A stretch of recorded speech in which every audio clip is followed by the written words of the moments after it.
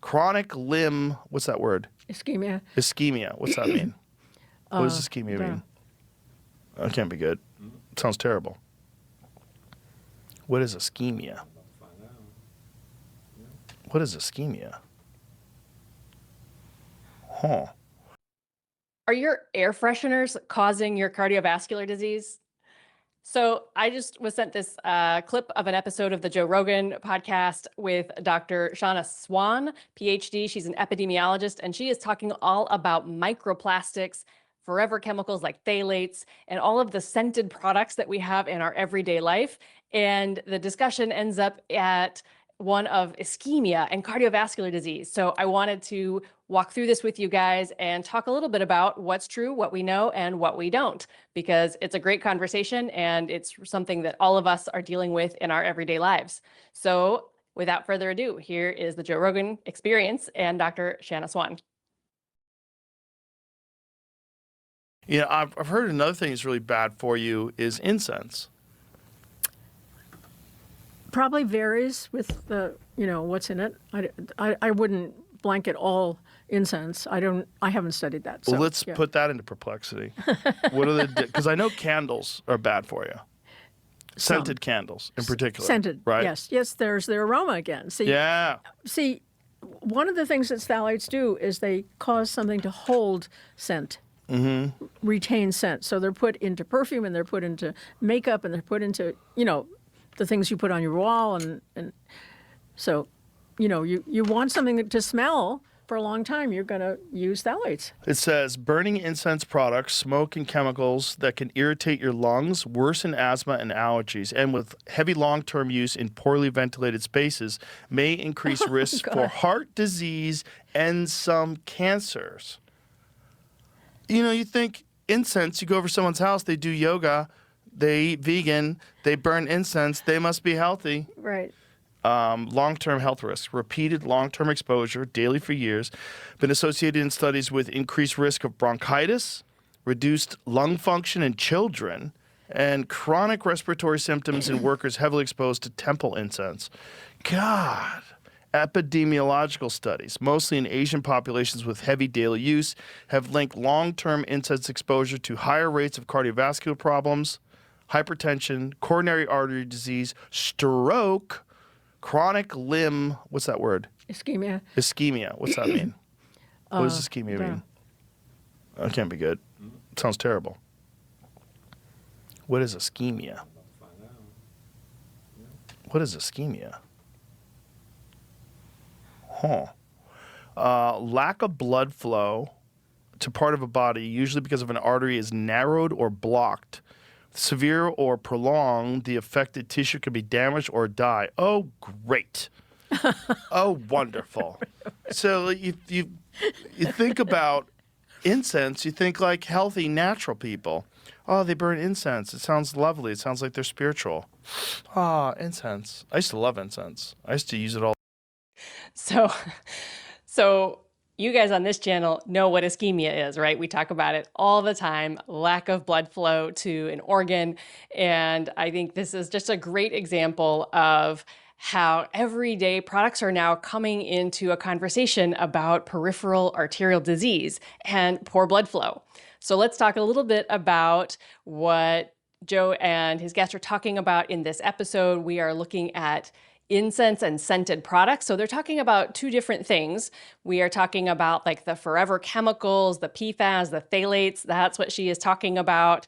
Incense has all of that, plus it also is a smoke or a pollutant, so it has particulate matter. So that is probably more responsible for all of the lung components, and we wouldn't know which of the scents or phthalates, PFAS are part of, any ischemia-related issues with that.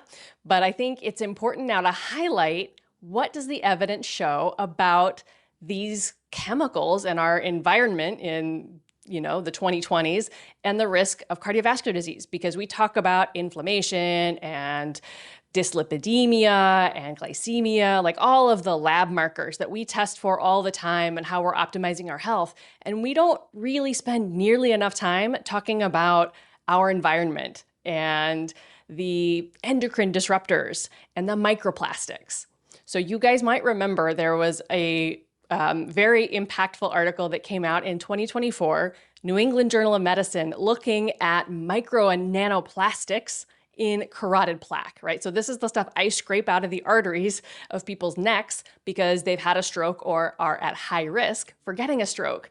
And they found that people who had microplastics or nanoplastics in the plaque in the arteries had over a 4 times increased risk of major issues like strokes and heart attacks.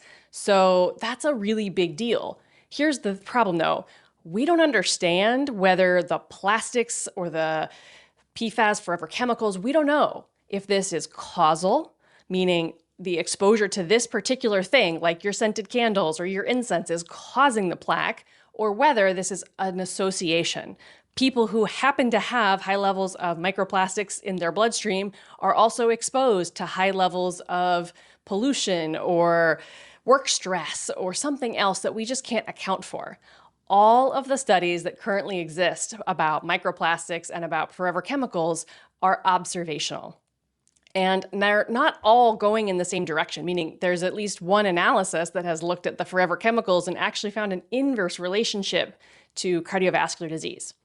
However, let's step back and take a little bit of a common sense approach to this. If you have a lot of extra plastic stuff in your world, do you need it? Like, should you be eating your leftovers out of plastic that went in the microwave? Like, that's probably a bad idea. Maybe switch to glass containers. Do you need scented trash bags in your life? Like, maybe get the unscented ones that don't have the phthalates that cause that scent to be everywhere. And I don't know, lighten up on those scented candles and maybe on the incense as well. All of these things are things that are really prevalent in our everyday life, but I think they have some potential unintended health consequences. And even though I can't say for sure that any of this is causing cardiovascular disease, we do know that there is some association. And if there's not a huge cost to you in terms of reducing the amount of plastics in your environment and in your daily consumption, probably go ahead and try to do that if you can. And if you're not quite sure what these PFAS, what these phthalate things are, let's just talk quickly about what that is, because these are the chemicals that are used in manufacturing to help soften plastics. They're added to all kinds of our household products, and they improve the flexibility and durability of them, as you can see in this helpful infographic here. And the problem with these chemicals is that they kind of mimic our own hormones in our body, and that's why they're called endocrine disrupting chemicals. They actually behave in our body kind of like our own hormones, but they don't cause predictable normal effects, and they can displace our own natural hormones like estrogen or testosterone from the native receptors.